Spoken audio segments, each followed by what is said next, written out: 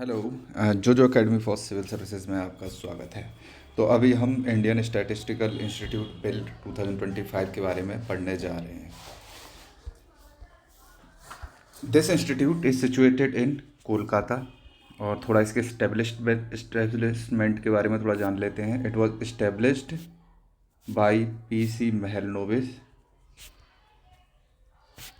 In 1931, right, in Kolkata. Later, it was registered in 1932 under registered as society under Society Registration Act of 1860, right? And after independence, Indian government passed the Indian Statistical Institute Act of 1959. By this act, this institute was declared as Institute of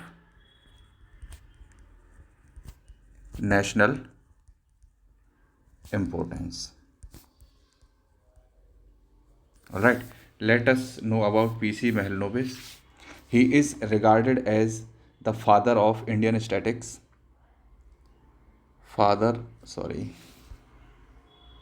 He is regarded as father of Indian statistics.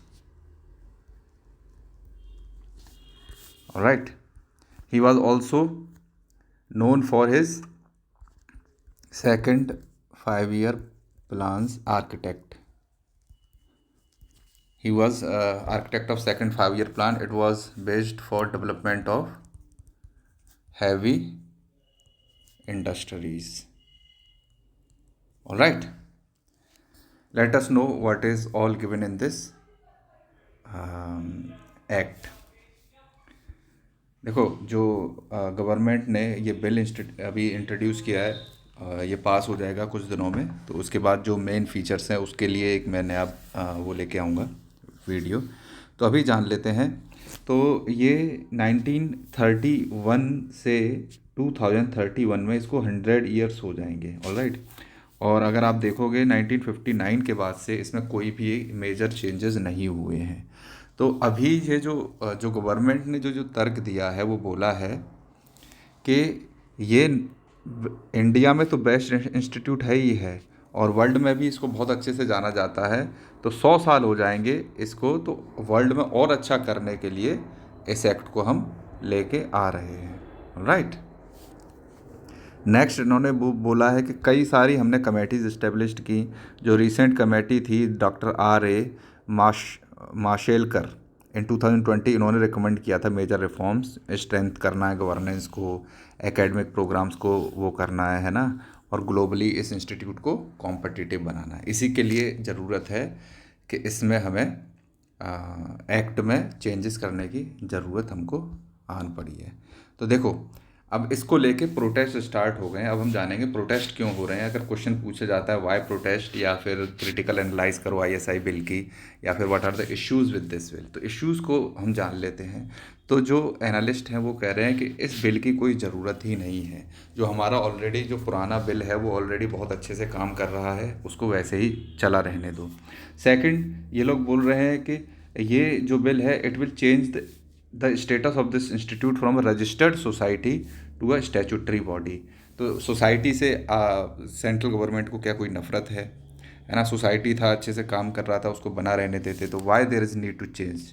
तो पहला question तो ये उन्होंने उठाया है। Second है it will infringement upon the jurisdiction of registration of societies act of 1860। तो जब जो रजिस्ट्रेशन ऑफ सोसाइटीज़ एक्ट 1860 का ऑलरेडी पास्ड है and it is continuing after independence also, then why are you infringing on the rights of this act. क्या ज़रूरत है इसको change करने की। राइट। थर्ड, ये लोग बोल रहे हैं कि it will change the governing structure of this institute. Existing governing structure क्या कहता है कि देयर इज़ अ काउंसिल में इसमें 33 मेंबर्स हैं। इसमें से 10 मेंबर्स आते हैं ISI इंस्टीट्यूट से, और 10 बाकी के 23 इंस्टीट्यूट्स मेंबर्स आते हैं अदर एकेडमिक इंस्टीट्यूशन से। ऑलराइट। तो ये 10 मेंबर्स में भी 8 इलेक्ट होके आते हैं और बाकी का एक अदर एकेडमिक इंस्टीट्यूट से लिया जाता है। इस तरह से 10 मेंबर्स रहते हैं। राइट। तो इसको चेंज कर दिया जाएगा। दिस काउंसिल जो थी, it has an academic representation, now this will be change to board of governor, this council will be change to board of governors with government nominees.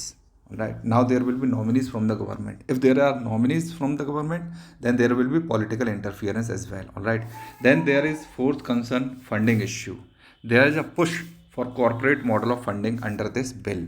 तो बोल रहे हैं कि जिस तरह से कॉरपोरेट मॉडल की फंडिंग होती है उसी तरह से करो, जो बच्चों की फीस आती है या वो आती है उस सबसे पैसा लेके वो करना है। It can cause problems for future research projects के लिए, फंडिंग के लिए ये फंडिंग का मॉडल प्रॉब्लम क्रिएट कर सकता है। नेक्स्ट इश्यू बता रहे हैं जो क्रिटिक्स हैं, वो कह रहे हैं कि the central government will have control over appointments, है ना, through board of governors. Earlier there were 10 members, मैं आपको बता चुका हूँ, काउंसिल में 33 में 10 मेंबर्स ISI इंस्टीट्यूट से जाते थे, और अब इस बिल से डर है कि इसमें एक भी मेंबर अब ISI इंस्टीट्यूट का नहीं रहेगा, सारे नॉमिनेट किए जाएंगे। और इलेक्शंस जो 8 मेंबर्स का इलेक्शन होता था, वो इलेक्शन भी हो सकता है कि बंद कर दिया जाए इस एक्ट के थ्रू। अब चूंकि इलेक्शन होंगे तो पॉलिटिकल इंटरफियरेंस भी होगा बिकॉज ऑफ स्टैट्यूटरी नेचर। अगर कोई इंस्टीट्यूट स्टैट्यूटरी है, मतलब स्टैट्यूटरी का मतलब होता है created by act of parliament और स्टेट लेजिस्लेचर। राइट, इस केस में ये पार्लियामेंट के एक्ट से बनेगा। तो ये सारे हैं, और बाकी का अभी ये बिल पास होगा तो इसमें और क्या फीचर्स आएंगे उसको हम लेके आएंगे। और गवर्नमेंट ने रीज़न वही बताए हैं कि अभी इंस्टीट्यूट बेस्ट है इंडिया का, तो इसको ट्रांसफॉर्म कर देंगे कि वर्ल्ड का भी बेस्ट बना देंगे 2031 तक। 2031 में ऐसा क्या खास हो जाएगा, क्योंकि इसको 100 साल पूरे हो जाएंगे। Right, doctor RA Mashelkar committee और कई सारी और कमेटी इससे पहले भी इस्टेब्लिश हुई थी, ये इस्टेब्लिश हुई थी 2020 में। तो इन्होंने बहुत सारे चेंजेस सजेस्ट किए हैं to strengthen the governance of this institute, है ना। और आगे व्हाट लाइज अहेड, आगे क्या होने वाला है उसके बारे में हम आगे जानेंगे। Alright, thank you for listening.